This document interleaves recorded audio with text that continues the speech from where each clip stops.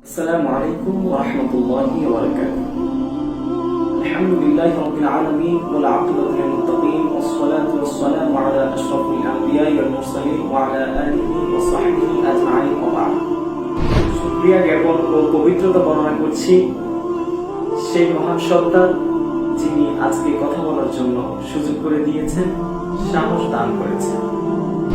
দুরূদ ও সালাম পেশ করছি বিশ্ব মানবতার মুক্তির দূত, সর্বকালের সর্বশ্রেষ্ঠ মহানায়ক, সর্বকালের সর্বশ্রেষ্ঠ মহান বৈজ্ঞানিক, সর্বকালের সর্বশ্রেষ্ঠ মহান রাজনীতিবিদ, সর্বকালের সর্বশ্রেষ্ঠ মহান আদর্শ শিক্ষক জনাব হযরত মুহাম্মদ রাসূলুল্লাহ সাল্লাল্লাহু আলাইহি ওয়াসাল্লামের প্রতি রূহের মাগফিরাত কামনা করছি সেই সকল শহীদ ভাইদের যারা আল্লাহর জমিনে আল্লাহর দ্বীন বাস্তবায়ন করতে গিয়ে তাদের মুখের তাজা রক্ত ঢেলে দিয়েছে।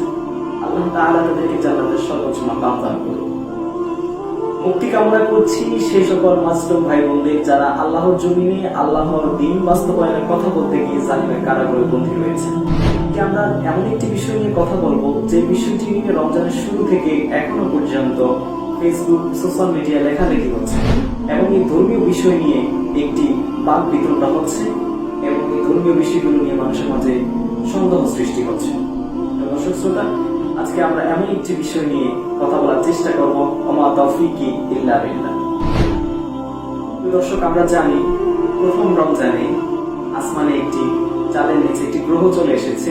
সেই বিষয় নিয়ে আমরা অনেকে লেখালেখি করছি এবং অনেকে বলে বেড়াচ্ছি যে এটি হচ্ছে জুলফি তারা, যা কিয়ামতের পূর্ব লক্ষণ। আবার কেউ কেউ বলছি রমজানের শুরুতে জুমাবার হবে এবং চাঁদের নিচে একটি গ্রহ, একটি জুলফি তারা দেখা যাবে, সেটা হচ্ছে ইমাম মাহদী আসার লক্ষণ এবং সেই রমজানের জুমাবার হবে 5টি। এমন কথাও আমরা সোশ্যাল মিডিয়ায় দেখেছি। এই বিষয়গুলো দেখার পর রাসূল সাল্লাল্লাহু আলাইহি ওয়াসাল্লামের একটি হাদিস মনে পড়ে গেল।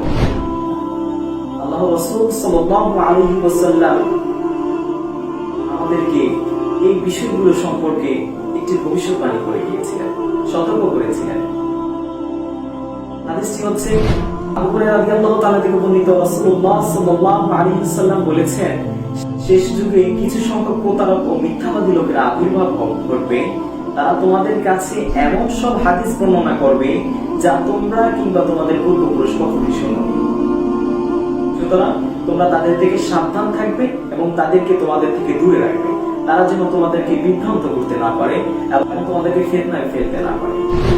দর্শক শ্রোতা, রাসূল সাল্লাল্লাহু আলাইহি ওয়াসাল্লামের এই হাদিস অনুযায়ী যারা কিয়ামত সংক্রান্ত এই সকল যুক্তি তারা বিষয় নিয়ে কথা বলছে, তারা হচ্ছে নিজেরাই একটি কিয়ামতের আলামত, অর্থাৎ রাসূলের নামে তারা বানানো হাদিস কিচ্ছা কাহিনী বলে বেড়াচ্ছে। দর্শক, আমরা দেখব তারা যে কথাগুলো বলেছেন সেগুলো কোরআন হাদিস সম্মত কিনা।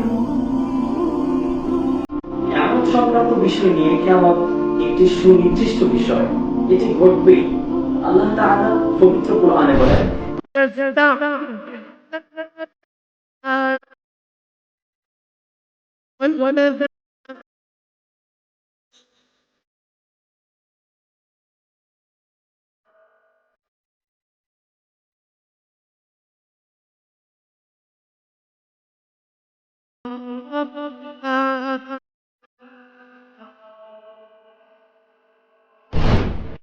যারা সে কিয়ামতের বিষয় বিশ্বাস করে না, তারা কামনা করে তা ত্বরান্বিত হোক।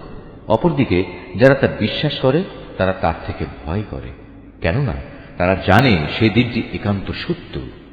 জেনে রেখো, যারাই কিয়ামত সম্পর্কে বাক বিতণ্ডা করে তারা মারাত্মক গুমরাহিতে রয়েছে। আল্লাহ তাআলা সূরা নাহলের 1 নম্বর আয়াতে আরো বলেন,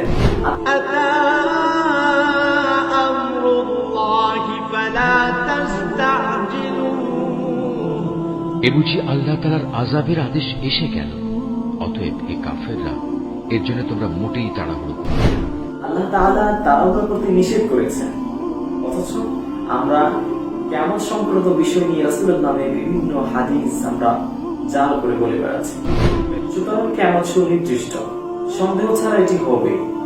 কিয়ামতের মতো ইসলামের একটি মৌলিক বিষয়কে প্রশ্নবিদ্ধ করা এবং এটাকে সন্দেহ সৃষ্টি করা মানুষের মাঝে, এটি হচ্ছে ইসলাম বিদ্বেষীদের একটি পুরানো আদত। ইসলাম বিদ্বেষীরা নানা ইস্যুতে ইসলামের বিভিন্ন বিতর্কিত বিষয় নিয়ে মুখরোচক কথা মানুষের মাঝে উপস্থাপনা করে ছড়িয়ে দেয়। পরবর্তীতে তা ভুল প্রমাণ হয় এবং উক্ত আকীদা সম্পর্কে মানুষ সন্দেহ পোষণ করে। এভাবে আকীদাকে প্রশ্নবিদ্ধ করে মানুষের মাঝে সন্দেহ সৃষ্টি করে দূরে সরিয়ে দেওয়া হচ্ছে ইসলাম বিদ্বেষীদের একটি সফলতা। আমরা ফেসবুকে এমন কিছু লেখা দেখেছি যে রমজানের প্রথম রমজান জুমাবার হবে এবং সেই রমজানের 5টি জুমাবার হবে, সেই রমজানের মাঝামাঝি সময় আসমানে একটি বিপর্যয় সৃষ্টি হতে পারে, এমন কথা আমরা শুনেছি। প্রিয় দর্শক, এই কথার উপর সম্পূর্ণ জাল এবং এই মর্মে একটি হাদিস রয়েছে। রাসূল সাল্লাল্লাহু আলাইহি ওয়াসাল্লাম বলেছেন, আসমান এবং জমিনে একটি বিপর্যয় সৃষ্টি হবে। আব্দুল্লাহ ইবনে আব্বাস রাদিয়াল্লাহু তাআলা বলেছিলেন, জমিনে যে বিপর্যয় সৃষ্টি হবে সেটি হবে একটি মহামারী, তারপর পরে আসমানে একটি বিপর্যয় সৃষ্টি হবে। আমি যার ছাত্র, আমাদের উস্তাদ মুফতি কাজী ইব্রাহিম উস্তাদের কাছে আমি সরাসরি হাদিসের দার্সে কথা শুনেছি। তিনি উস্তাদ বলেছিলেন যে আসমানে যে বিপর্যয় সৃষ্টি হবে সেই বিপর্যয়ে আধুনিকতা ধ্বংস হয়ে যাবে, অর্থাৎ স্যাটেলাইট ধ্বংস হয়ে যেতে পারে। কেন স্যাটেলাইট ধ্বংস আল্লাহ তাআলা এজন্য করবেন, আমরা যে গাজওয়াতুল হিন্দ, এই গাজওয়াতুল হিন্দের যুদ্ধের প্রেক্ষাপট এবং গাজওয়াতুল হিন্দের যুদ্ধের ক্ষেত্র তৈরি করার জন্য। আমরা জানি পারমাণবিক শক্তিতে কাফেরদের শক্তি অনেক বেশি।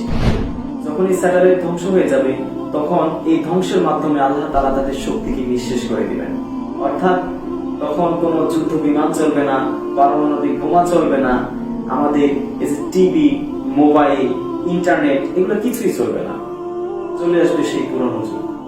দর্শক, একটি মেসেজ দিয়ে রাখি যে যখন স্যাটেলাইট ধ্বংস হয়ে যাবে, ব্যাংকে যাদের কোটি কোটি টাকা রয়েছে, কোটি কোটি ডলার রয়েছে, তারা কিন্তু তখন নিঃশেষ হয়ে পড়বে না, কারণ এই ইলেকট্রিক টাকা তখন কিন্তু থাকবে না।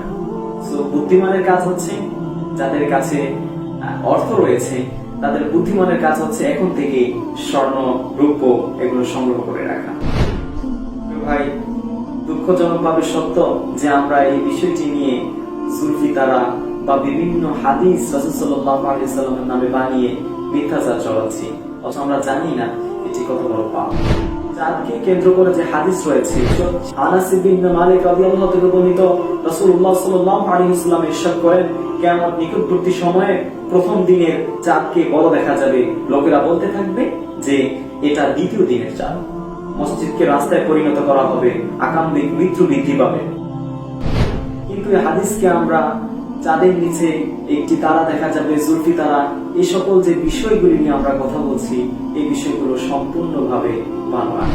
দর্শক, আসুন আমরা এই বিষয়গুলো নিয়ে আর বাকবিতণ্ডা না করি, আমরা এই বিষয়গুলো নিয়ে আর লেখালেখি না করি। বিশেষ করে ইসলাম বিদ্বেষীদের আমরা এই সুযোগ না দেই। ইসলাম বিদ্বেষীরা সাধারণ মানুষকে এই ইসলামের একটি মৌলিক বিষয়গুলো নিয়ে, ইসলামের একটি মৌলিক বিষয় কিয়ামতের উপর যে বিশ্বাস, এই বিশ্বাসের উপরে সন্দেহ সৃষ্টি করতে না দেই। আসুন আমরা রাসূল সাল্লাল্লাহু আলাইহি ওয়াসাল্লামের মিথ্যাচার বন্ধ করি এবং আমরা কিয়ামতের আলামতগুলোকে নিয়ে সতর্ক থাকব এবং আল্লাহর কাছে দোয়া করব, আল্লাহুম্মা ইন্নী আউযু বিকা মিনাল ফিতনাতিল মাসাহিদ দাজ্জাল। হে আল্লাহ, তুমি দাজ্জালের ফিতনা থেকে আমাদেরকে হেফাজত করো। আমরা আল্লাহর কাছে এসব দোয়া করব। রাসূল সাল্লাল্লাহু আলাইহি ওয়াসাল্লাম এবং সাহাবায়ে কেরাম দোয়া করতেন, আল্লাহুম্মা ইন্নী আউযু বিকা মিনাল ফিতনাতিল মাসাহিদ দাজ্জাল। দাজ্জালের ফিতনাটা অতি ভয়ঙ্কর হবে, অতি ভয়ঙ্কর হবে, অতি ভয়ঙ্কর হবে। তো আসুন আমরা এই সমস্ত ইসলামকে প্রশ্নবিদ্ধ করা থেকে বিরত থাকি এবং আল্লাহ তাআলার কাছে ইসলামের মৌলিক জ্ঞান আল্লাহ যেন আমাদেরকে দান করেন সেই তৌফিক কামনা করছি এবং আল্লাহ তাআলা যেন আল্লাহ প্রদত্ত ইলমে নূর আমাদেরকে দান করেন, আল্লাহর কাছে সেই তৌফিক কামনা করছি। ওয়া মা তৌফিক ইল্লা বিল্লাহ। আসসালামু আলাইকুম ওয়া রাহমাতুল্লাহি ওয়া বারাকাতুহু।